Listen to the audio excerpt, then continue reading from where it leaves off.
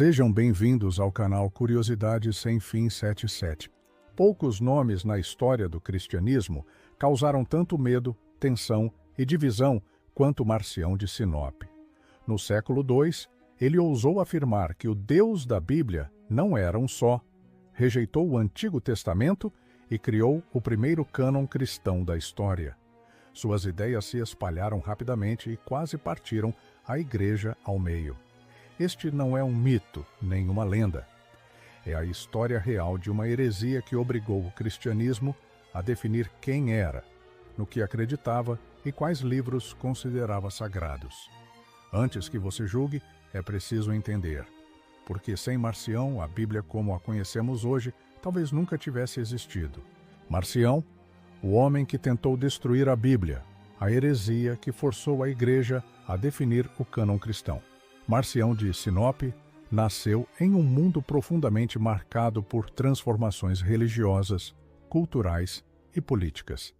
Sua vida se iniciou na cidade portuária de Sinop, localizada na região do Ponto, às margens do Mar Negro, território que, à época, integrava o vasto Império Romano. Sinop era uma cidade antiga, de origem grega, próspera economicamente e estrategicamente posicionada nas rotas comerciais que ligavam o Oriente ao Ocidente. Desde muito antes do nascimento de Marcião, aquela cidade havia se tornado um ponto de encontro entre culturas helenísticas, tradições orientais e práticas religiosas diversas. O ambiente em que Marcião cresceu foi, portanto, marcado por pluralidade religiosa, intensa circulação de ideias e contato constante com diferentes visões sobre o divino, o mundo e o ser humano. O século em que nasceu foi um período de relativa estabilidade política no Império Romano, mas também de profunda inquietação espiritual. As antigas religiões cívicas já não ofereciam respostas satisfatórias às grandes questões existenciais, e muitos buscavam sentido em cultos de mistério, filosofias morais e novas expressões religiosas que prometiam salvação, redenção ou iluminação. A família de Marcião era abastada. As fontes antigas indicam que ele teve acesso a considerável riqueza, acumulada principalmente por meio do comércio marítimo. Essa posição econômica privilegiada não apenas lhe garantiu conforto material, mas também oportunidades raras de educação e mobilidade. Desde jovem, Marcião esteve em contato com marinheiros, comerciantes e viajantes que traziam consigo relatos de terras distantes, crenças variadas e novas ideias. Esse contato constante com o mundo em movimento contribuiu para formar nele uma mentalidade aberta à especulação e à crítica. Há tradições antigas que sugerem que o pai de Marcião teria sido bispo ou líder cristão local. Embora essa informação não possa ser confirmada com absoluta certeza histórica, ela indica, ao menos, que Marcião teve contato precoce com o cristianismo. O cristianismo, naquele momento, ainda era uma religião jovem, sem estruturas plenamente consolidadas, mas já suficientemente difundida para gerar comunidades organizadas em diversas regiões do Império. Esse cristianismo primitivo era diverso. Não existia ainda um cânon bíblico formalmente definido, nem um sistema doutrinário fechado. As comunidades cristãs se reuniam em casas, compartilhavam cartas apostólicas, relatos sobre Jesus e interpretações variadas da fé.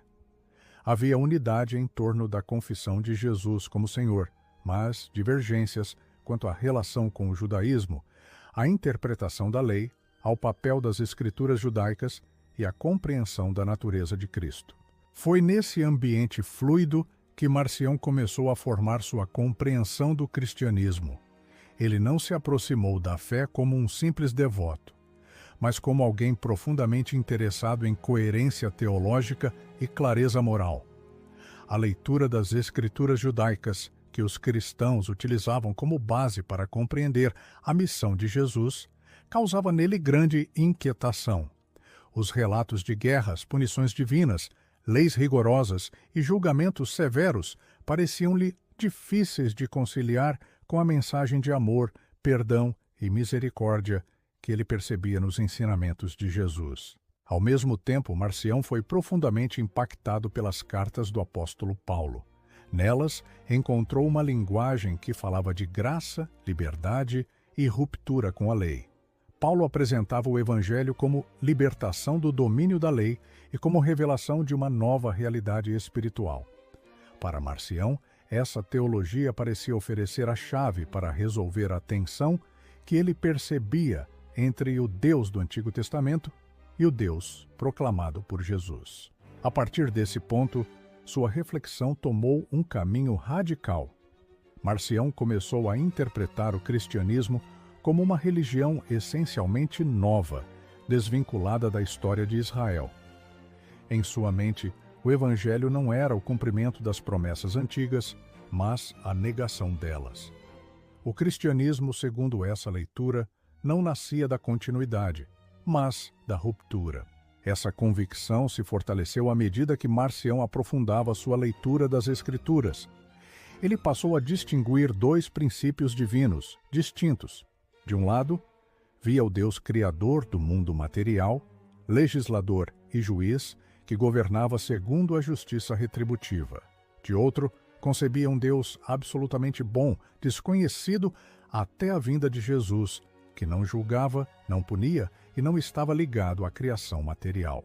Essa distinção não surgiu de uma experiência mística isolada, mas de uma tentativa racional de resolver um problema teológico real. Marcião não aceitava a ideia de que o mesmo Deus pudesse ordenar a destruição de povos inteiros e, ao mesmo tempo, ensinar o amor aos inimigos. Para ele, essa contradição só poderia ser resolvida admitindo a existência de dois deuses distintos. Essa conclusão teve consequências profundas.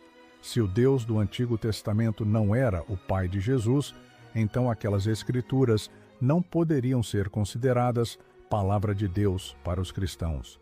Elas passavam a ser, no máximo, registros de uma revelação inferior, pertencente a outro sistema religioso. O cristianismo, portanto, deveria se libertar completamente dessas escrituras para preservar a pureza do Evangelho. Convencido de suas ideias, Marcião decidiu deixar sua terra natal e dirigir-se a Roma. Essa decisão não foi casual. Roma, no meio do século II, era o centro do mundo cristão ocidental. Ali se encontrava uma das comunidades cristãs mais influentes, com ligações com diversas igrejas espalhadas pelo Império.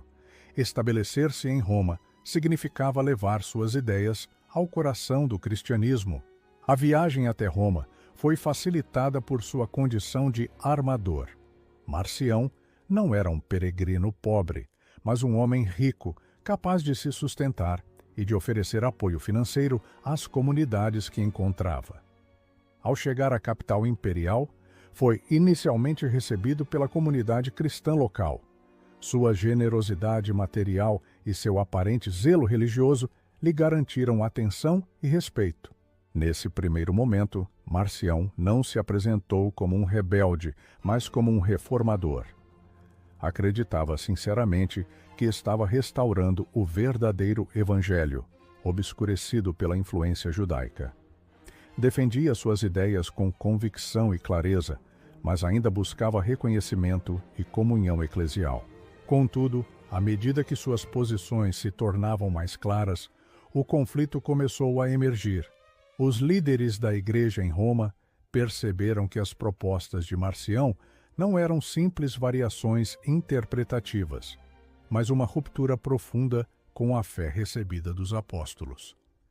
Sua rejeição do Antigo Testamento, sua distinção entre dois deuses e sua leitura exclusiva de Paulo colocavam em risco a unidade doutrinária da Igreja. Apesar disso, o debate inicial foi marcado por tentativas de diálogo. Marcião teve tempo para expor suas ideias, defender suas interpretações e argumentar em favor de sua visão. Esse período foi decisivo, pois permitiu que suas doutrinas fossem examinadas com cuidado e comparadas com a tradição viva da Igreja. Enquanto isso, Marcião aprofundava sua reflexão e começava a sistematizar suas crenças. Ele não via suas ideias como uma heresia, mas como a forma mais pura do cristianismo. Para ele, a igreja havia se corrompido ao misturar o evangelho com a lei, a graça com a justiça punitiva, a liberdade com a tradição judaica. Essa convicção crescente preparou o terreno para o confronto inevitável. O que começou como um debate teológico acabaria se transformando em uma ruptura definitiva, cujas consequências moldariam o futuro do cristianismo. É a partir desse ponto que a história de Marcião entra em sua fase mais decisiva, quando suas ideias deixam de ser apenas uma interpretação pessoal e se transformam em um movimento organizado capaz de desafiar a própria estrutura da Igreja. Este capítulo cobre a permanência de Marcião em Roma, o agravamento do conflito doutrinário, a formulação consciente de sua teologia e o caminho irreversível rumo à ruptura. A permanência de Marcião em Roma marcou o período mais decisivo de sua vida. A cidade, centro político do Império e ponto de convergência das igrejas cristãs do Ocidente, oferecia a ele o palco ideal para expor suas ideias e buscar legitimidade. Roma não era apenas uma capital administrativa, mas também um espaço onde tradições cristãs diversas se encontravam, dialogavam e, por vezes, entravam em conflito. Foi nesse ambiente que Marcião passou de pensador inquieto a teólogo sistemático. Inicialmente, sua presença não causou escândalo imediato. A Igreja de Roma era conhecida por sua hospitalidade e por seu papel conciliador. Os líderes locais estavam acostumados a lidar com diferentes interpretações e buscavam preservar a unidade sempre que possível. Marcião, por sua vez, apresentou-se como um cristão convicto, defensor da pureza do Evangelho e profundamente comprometido com a mensagem de Jesus. Sua generosidade material reforçava essa imagem e contribuía para sua aceitação inicial. No entanto, à medida que os debates avançavam, tornou-se evidente que as ideias de Marcião iam muito além de uma simples ênfase teológica. Ele não estava propondo ajustes pontuais, mas uma reconstrução completa da fé cristã. Sua rejeição do Antigo Testamento não era parcial nem simbólica, mas absoluta. Para ele, aquelas escrituras não apenas haviam perdido validade, mas nunca haviam sido verdadeiramente revelação do Deus bom anunciado por Jesus. Essa posição causou profundo desconforto entre os presbíteros e bispos romanos. A Igreja, desde seus primórdios, havia compreendido a mensagem de Jesus como o cumprimento das promessas feitas a Israel. Mesmo reconhecendo a novidade radical do Evangelho, os cristãos afirmavam a continuidade entre a antiga e a nova aliança. Marcião, ao negar essa continuidade, rompia com a própria narrativa histórica da salvação. O ponto central do conflito tornou-se a identidade de Deus. Marcião insistia que o Deus criador do mundo material não poderia ser o Pai de Jesus Cristo. Argumentava que a imperfeição do mundo, a presença do mal e o sofrimento humano eram provas suficientes de que o Criador não era plenamente bom. Para ele, a bondade absoluta só poderia pertencer a um Deus totalmente distinto, revelado exclusivamente por Jesus. Essa concepção levou Marcião a uma cristologia peculiar. Ele afirmava que Cristo não poderia ter assumido um corpo material verdadeiro, pois isso implicaria submissão ao mundo criado pelo demiurgo. Assim, Cristo teria apenas aparentado possuir um corpo humano, manifestando-se de forma visível, sem realmente participar da matéria. Essa visão, conhecida posteriormente como docetismo, afastava-se da fé cristã na encarnação real do Verbo. Os líderes da Igreja Romana perceberam que aceitar tais ideias significaria negar aspectos essenciais da fé que haviam recebido. A encarnação, a paixão, a morte e a ressurreição de Cristo perderiam seu significado se o corpo de Jesus não fosse real. A redenção deixaria de ser a restauração da criação e se tornaria uma simples fuga do mundo material. Apesar das crescentes tensões, Marcião não moderou suas posições. Pelo contrário, passou a organizá-las de maneira cada vez mais sistemática. Foi nesse período que ele começou a trabalhar na definição de um conjunto específico de escritos que considerava autenticamente cristãos. Essa iniciativa não surgiu como um ataque deliberado à Igreja, mas como consequência lógica de sua teologia.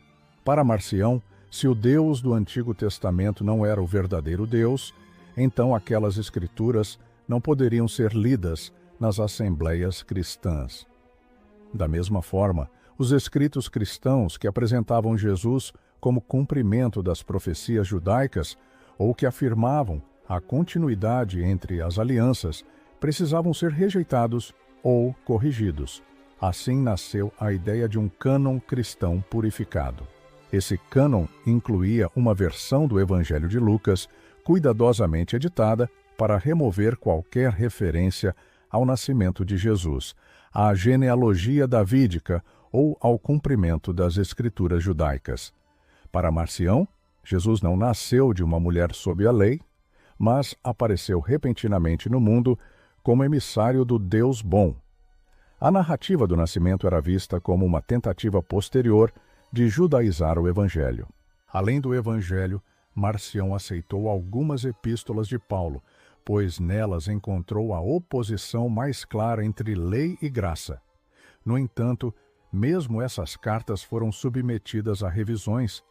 Passagens que pareciam afirmar a continuidade com Israel ou a bondade da criação foram removidas ou reinterpretadas. O resultado foi um conjunto de textos coerente com sua teologia, mas profundamente distante da tradição apostólica preservada pela Igreja. A divulgação dessas ideias intensificou o conflito. Os líderes cristãos passaram a ver em Marcião não apenas um teólogo controverso, mas uma ameaça real à unidade da fé. O fato de ele atrair seguidores e de possuir recursos para sustentar comunidades tornava a situação ainda mais grave. O debate deixou de ser apenas intelectual e assumiu uma dimensão pastoral e eclesial. Nesse momento, a Igreja de Roma precisou tomar uma decisão. A tolerância inicial deu lugar à necessidade de discernimento claro. Foram realizadas discussões formais, nas quais Marcião teve oportunidade de defender suas posições. Ele não recuou, não pediu concessões nem demonstrou disposição para submeter sua teologia ao julgamento da Igreja. Sua convicção era absoluta. Ele acreditava estar certo, mesmo que isso significasse ficar sozinho. Essa postura selou seu destino. A Igreja concluiu que as ideias de Marcião eram incompatíveis com a fé apostólica. Sua distinção entre dois deuses, sua rejeição da criação, sua negação da encarnação e sua mutilação das Escrituras não poderiam ser aceitas sem destruir os fundamentos do cristianismo. O rompimento, portanto, tornou-se inevitável. O que ainda restava era formalizar essa separação e lidar com suas consequências. Marcião, por sua vez, já parecia preparado para isso.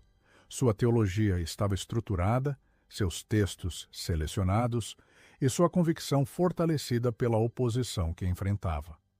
Para ele, a rejeição da Igreja confirmava que ela havia se desviado da verdade. Esse momento marca a transição definitiva de Marcião, de membro influente da comunidade cristã romana, para fundador de um movimento independente. A partir daqui, sua história deixa de ser apenas a trajetória de um teólogo dissidente e se torna a história de uma igreja paralela que desafiaria o cristianismo por gerações. Este capítulo desenvolve a teologia marcionita em sua forma madura, incluindo dualismo, conceito do Deus estranho, cristologia docética, rejeição da criação e funcionamento do cânon marcionita. Após o rompimento definitivo com a Igreja de Roma, Marcião passou a desenvolver sua teologia de forma plena e consciente. Aquilo que antes surgira como inquietação pessoal transformou-se em um sistema doutrinário coerente, estruturado e cuidadosamente articulado. Para Marcião, não se tratava de uma inovação arbitrária, mas da restauração do verdadeiro cristianismo, que ele acreditava ter sido corrompido desde os primeiros anos após a morte dos apóstolos. No centro desse sistema estava a convicção de que a realidade divina não era una, mas dual. Marcião afirmava que existiam dois princípios divinos distintos, irreconciliáveis entre si, cada um governando uma esfera própria da realidade. O primeiro era o Criador do mundo material, responsável pela existência do cosmos visível, da matéria, do corpo humano e da ordem natural. Esse Deus, segundo Marcião, era justo no sentido legal, mas severo, limitado e incapaz de misericórdia plena. Ele governava por meio da lei, da retribuição e do julgamento. O segundo princípio divino era o Deus absolutamente bom, estranho ao mundo material e desconhecido até a vinda de Jesus. Esse Deus não havia criado o mundo, não estava ligado à matéria e não podia ser responsabilizado pelo sofrimento humano. Ele se revelara não por meio da lei ou da criação, mas por meio da graça. Sua ação não consistia em governar o mundo, mas em resgatar os seres humanos da prisão material imposta pelo Criador. Essa distinção permitia a Marcião explicar, de forma aparentemente lógica, a presença do mal no mundo. Se o Deus bom não havia criado a realidade material, então o sofrimento, a corrupção e a morte não eram falhas dele, mas consequências da ação de um Criador inferior. A salvação, portanto, não consistia na restauração da criação, mas na libertação do ser humano dela. Essa visão teve implicações profundas para a compreensão da pessoa de Jesus Cristo. Marcião afirmava que Cristo não poderia ser o Messias esperado por Israel, pois esse Messias estava ligado às promessas do Deus Criador. Jesus, para Marcião, era o emissário do Deus bom enviado para anunciar uma salvação totalmente nova e inesperada. Ele não veio cumprir a lei, mas aboli-la. Não veio restaurar Israel, mas resgatar indivíduos do domínio do Criador.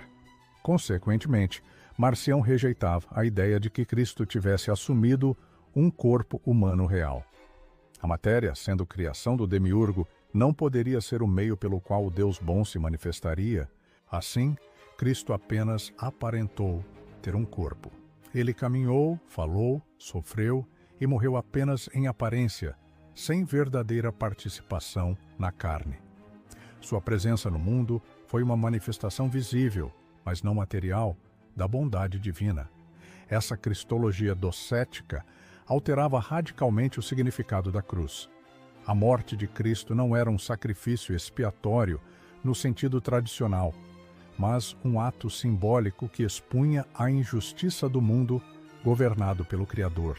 A redenção não se dava pela restauração da natureza humana, mas pela revelação de uma verdade superior que libertava o espírito da ilusão material. Essa teologia também redefinia completamente a ética cristã. Marcião defendia uma vida ascética, marcada pelo desapego do mundo, pela renúncia aos prazeres corporais e pela rejeição das instituições associadas à criação material. O casamento era visto com suspeita, pois perpetuava a prisão da alma no corpo. A procriação era desencorajada e a disciplina moral era rigorosa. A coerência interna desse sistema dependia, em grande parte, da redefinição das Escrituras. Marcião compreendeu que sua teologia não poderia coexistir com o uso amplo dos textos cristãos, então, em circulação. Por isso, deu um passo sem precedentes, a definição formal de um cânon cristão exclusivo. Esse cânon consistia em um evangelho e um conjunto de epístolas. O evangelho era uma versão editada do texto conhecido como Evangelho segundo Lucas. Marcião considerava Lucas o único evangelista que não havia sido profundamente influenciado pelo judaísmo. Ainda assim, acreditava que o texto havia sido posteriormente adulterado. Por isso, removeu todas as passagens que vinculavam Jesus à história de Israel, ao nascimento virginal, às profecias ou à lei. O Jesus apresentado nesse evangelho não nasce, não cresce em Nazaré e não cumpre promessas antigas. Ele aparece subitamente no mundo adulto como o revelador do Deus bom, proclamando graça, perdão e libertação. Sua autoridade não deriva de linhagem ou profecia, mas da própria revelação do Deus desconhecido. Além do Evangelho, Marcião aceitou algumas epístolas atribuídas a Paulo. Ele via Paulo como o único apóstolo que havia compreendido corretamente a mensagem de Jesus. Para Marcião, Paulo foi o grande opositor da lei e o verdadeiro intérprete da graça. No entanto, mesmo essas cartas não foram aceitas sem revisão. Trechos que afirmavam a continuidade com Israel ou a bondade da criação foram removidos ou reinterpretados. Esse conjunto de escritos formava o núcleo da vida litúrgica e doutrinária das comunidades marcionitas. Eles eram lidos nas assembleias, ensinados aos catecúmenos e usados como base para a formação espiritual dos fiéis. Tudo o que estivesse fora desse cânon era rejeitado como produto do Deus Criador ou como corrupção da mensagem original. A existência desse cânon teve um impacto profundo no cristianismo como um todo. Pela primeira vez, alguém havia afirmado explicitamente que certos escritos eram escritura e outros não. Embora a Igreja rejeitasse o conteúdo do cânon marcionita, foi forçada a refletir de modo mais consciente sobre quais textos transmitiam fielmente a fé apostólica. Marcião não via essa definição como um ato de ruptura, mas como um gesto de fidelidade. Em sua compreensão, a Igreja havia traído o Evangelho ao misturá-lo com a lei. Ele, ao contrário, acreditava estar preservando a pureza da revelação do Deus bom. Essa convicção sustentava sua determinação e explicava sua disposição de suportar rejeição, isolamento e condenação. Nesse estágio de sua vida, Marcião já não buscava reconciliação. Sua teologia estava completa, sua comunidade em formação e sua identidade definida, em oposição à igreja que o havia excomungado. O cristianismo, segundo Marcião, estava dividido entre aqueles que permaneciam presos ao Criador e aqueles que haviam sido libertos pelo Deus estranho. Essa divisão marcaria profundamente a história do cristianismo nos séculos seguintes. O marcionismo não era mais apenas a doutrina de um homem, mas um movimento organizado, com identidade clara, fronteiras definidas e missão própria. A partir desse ponto, sua expansão se tornaria inevitável, assim como a resposta cada vez mais firme da Igreja. Este capítulo cobre a excomunhão formal de Marcião, a organização da Igreja marcionita, sua rápida expansão pelo Império Romano e a reação estruturada da Igreja primitiva. A ruptura entre Marcião e a Igreja tornou-se irreversível quando sua teologia deixou de ser apenas um sistema intelectual e passou a assumir forma institucional. Após longos debates e tentativas frustradas de correção doutrinária, a Igreja de Roma tomou a decisão de excluí-lo formalmente da comunhão cristã. Esse ato ocorreu em meados do século II, quando a liderança romana concluiu que as doutrinas de Marcião não representavam uma interpretação legítima da fé apostólica, mas uma negação de seus fundamentos mais essenciais. A excomunhão de Marcião não foi um gesto impulsivo nem resultado de intolerância precipitada. As fontes patrísticas indicam que o processo envolveu diálogo prolongado, avaliação cuidadosa e discernimento coletivo. A Igreja reconheceu que aceitar a teologia marcionita significaria negar a unidade de Deus, rejeitar a criação como obra divina e romper com a história da salvação que ligava Jesus às promessas feitas a Israel. Por essa razão, a separação foi considerada necessária para preservar a integridade da fé cristã. Um dos gestos mais simbólicos desse rompimento foi a devolução da doação financeira que Marcião havia feito à Igreja de Roma. Esse ato teve profundo significado histórico. Ele expressou de forma clara que a comunhão eclesial não poderia ser sustentada por recursos materiais, nem negociada por influência econômica. A verdade da fé, segundo a Igreja, não estava à venda e não poderia ser moldada pela generosidade de um indivíduo, por mais rico ou influente que fosse. Para Marcião, a excomunhão não foi interpretada como derrota, mas como confirmação. Em sua visão, a Igreja havia demonstrado estar irremediavelmente ligada ao Deus Criador e à lei. A rejeição que sofreu reforçou sua convicção de que ele e seus seguidores representavam o verdadeiro cristianismo, fiel à revelação do Deus bom e estranho ao mundo. A partir desse momento, Marcião dedicou-se plenamente à organização de sua própria comunidade religiosa. O marcionismo deixou de ser apenas uma corrente teológica e passou a se estruturar como uma igreja paralela, com identidade clara, disciplina rigorosa e missão definida. Essa organização foi um dos fatores que explicam a rápida expansão do movimento. As comunidades marcionitas adotaram uma estrutura semelhante à das igrejas cristãs tradicionais. Havia líderes responsáveis pela instrução doutrinária, pela administração da comunidade e pela condução do culto. A liturgia era simples, centrada na leitura do cânon marcionita e na proclamação da mensagem de libertação do Deus bom. Tudo o que remetia ao Antigo Testamento ou à criação material era cuidadosamente excluído. A disciplina interna era rigorosa. Os marcionitas enfatizavam a separação do mundo e a renúncia aos prazeres corporais. O ascetismo não era visto como uma virtude opcional, mas como consequência natural da fé.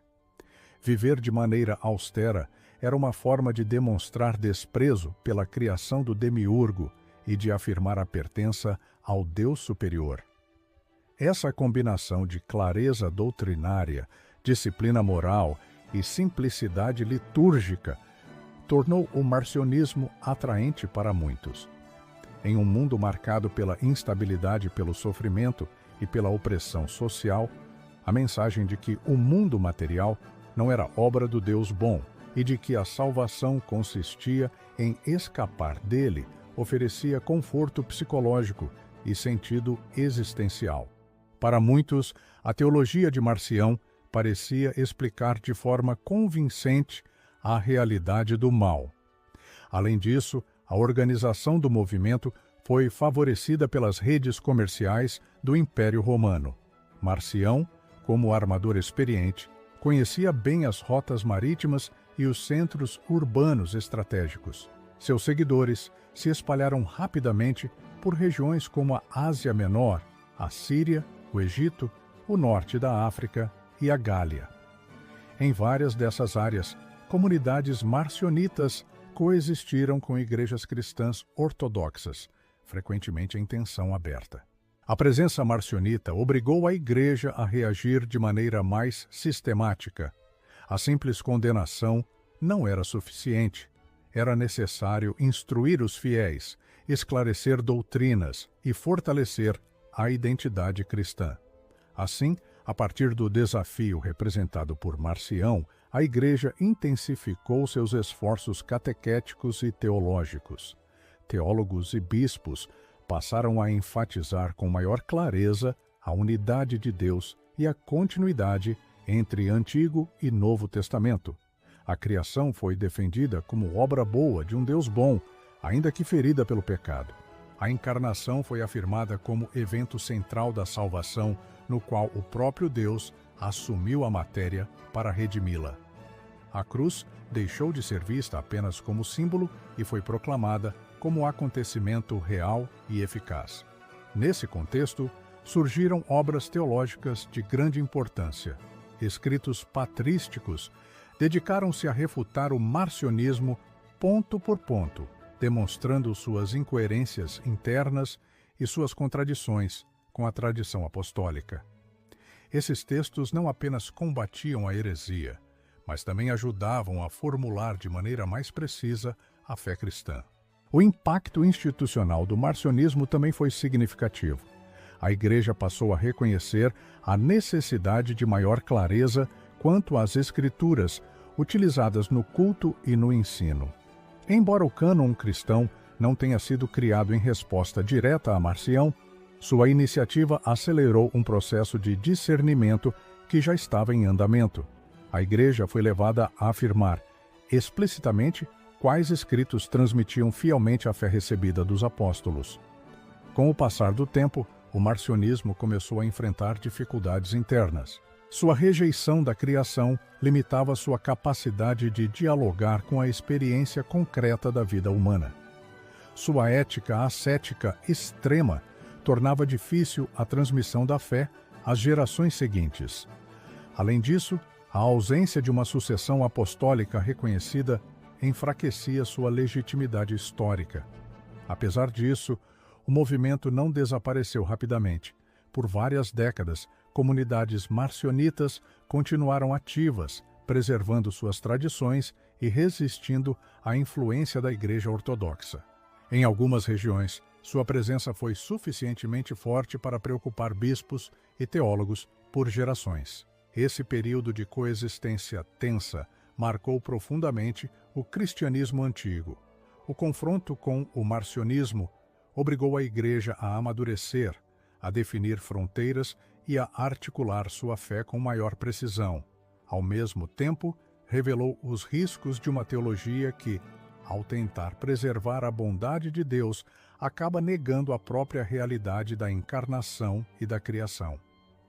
A história de Marcião e de seu movimento aproxima-se agora de sua fase final. O impulso inicial cede lugar ao desgaste e a expansão dá lugar ao declínio. No entanto, o impacto causado por esse movimento continuaria a ser sentido muito depois de seu desaparecimento institucional.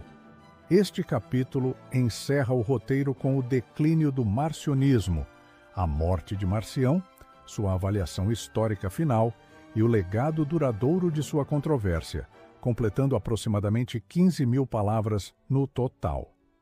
Com o avançar das décadas, o marcionismo começou a perder o vigor que marcara sua expansão inicial. O movimento, embora bem organizado e doutrinariamente coerente, enfrentava limitações internas que se tornavam cada vez mais evidentes. Sua rejeição radical da criação material dificultava a elaboração de uma visão positiva da vida cotidiana, do corpo humano e da história. A fé, ao ser compreendida quase exclusivamente como fuga do mundo, tornava-se difícil de transmitir de forma duradoura às novas gerações. A ausência de uma ligação orgânica com a tradição apostólica também enfraqueceu o movimento ao longo do tempo. Enquanto a Igreja Cristã Ortodoxa podia apontar para uma continuidade histórica clara, fundamentada na sucessão episcopal e na preservação da fé recebida dos apóstolos, o marcionismo dependia essencialmente da autoridade intelectual de seu fundador. Após a morte de Marcião, não surgiu entre seus seguidores uma figura de igual estatura capaz de renovar ou aprofundar suas teologias com a mesma força. Marcião faleceu por volta da metade da segunda metade do século II, provavelmente em relativa obscuridade, quando comparada ao impacto que havia causado em vida. As fontes antigas não registram detalhes sobre suas circunstâncias finais, o que, por si só, é significativo. O homem, que havia desafiado o cristianismo nascente de forma tão direta, desapareceu sem deixar memória pessoal duradoura, permanecendo vivo apenas por meio da controvérsia que provocou. Apesar disso, suas comunidades continuaram a existir por um período considerável. Escritores cristãos dos séculos seguintes ainda mencionam grupos marcionitas ativos em diversas regiões do Império Romano. Essas comunidades preservaram sua identidade por meio de disciplina rigorosa, uso exclusivo de seu cânon e rejeição sistemática da teologia ortodoxa. No entanto, à medida que o cristianismo se consolidava institucionalmente, o espaço para movimentos paralelos diminuía. Com o fortalecimento da Igreja e, posteriormente, com o apoio imperial ao cristianismo, correntes consideradas heréticas passaram a sofrer crescente marginalização. A clareza doutrinária alcançada nos debates do segundo e terceiro séculos tornou mais difícil a sobrevivência de sistemas que negavam elementos centrais da fé cristã, como a encarnação real de Cristo e a bondade da criação. Além disso, o próprio sucesso da Igreja em responder ao desafio marcionita contribuiu para o declínio do movimento. Ao articular de forma mais precisa a unidade de Deus, a continuidade entre Antigo e Novo Testamento e a centralidade da encarnação, o cristianismo ofereceu respostas teológicas mais completas às questões que haviam levado muitos a aderir ao marcionismo. A tensão entre justiça e misericórdia, lei e graça, criação e redenção, foi resolvida não pela separação, mas pela integração. Ao longo do tempo, o marcionismo foi sendo absorvido pela memória heresiológica da Igreja. Escritores como Irineu, Tertuliano e, mais tarde, Epifânio, preservaram relatos detalhados sobre suas doutrinas, práticas e história. Esses relatos não tinham o objetivo de perpetuar o movimento, mas de advertir as gerações futuras sobre os perigos de uma teologia que rompe com a totalidade da revelação bíblica. A avaliação histórica de Marcião exige equilíbrio. Ele não foi um mito nem um simples agitador.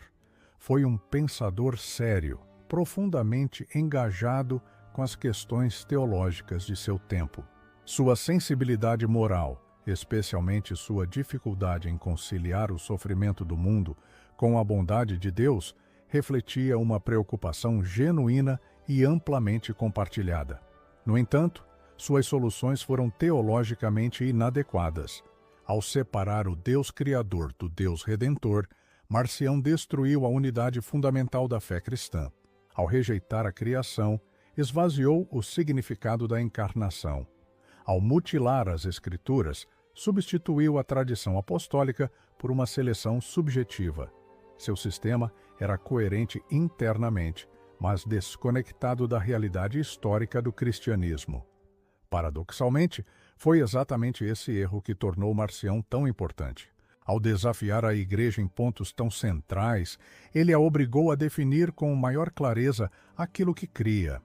A formação do cânon do Novo Testamento, a afirmação da unidade entre Antigo e Novo Testamento e o desenvolvimento da teologia da encarnação foram acelerados pelo confronto com o marcionismo. Assim, o legado de Marcião não está na sobrevivência de seu movimento, mas na reação que ele provocou. Ele permanece como exemplo de como uma heresia pode funcionar como catalisador para o amadurecimento doutrinário. A Igreja não se definiu apenas por consenso interno, mas também em oposição a interpretações que considerou incompatíveis com a fé recebida. A história de Marcião revela que o cristianismo primitivo não foi um fenômeno homogêneo nem isento de conflitos. Foi uma tradição viva, moldada por debates intensos, escolhas difíceis e fidelidade a uma herança considerada sagrada. Nesse processo, figuras como Marcião desempenharam um papel involuntário, mas decisivo. Ao final, Marcião permanece como um alerta histórico. Sua tentativa de proteger a bondade de Deus ao custo da integridade da revelação mostra os perigos de uma teologia que privilegia a coerência racional em detrimento da totalidade do testemunho histórico e bíblico. A fé cristã, conforme preservada pela Igreja, não escolheu entre justiça e misericórdia, criação e redenção, lei e graça. Ela afirmou que tudo isso encontra unidade no mesmo Deus, revelado plenamente em Jesus Cristo. Essa convicção, forjada em meio a controvérsias como a provocada por Marcião, tornou-se um dos pilares duradouros do cristianismo. E é por isso que, mesmo condenado e rejeitado, Marcião de Sinop continua a ocupar um lugar central na história da fé que tentou redefinir.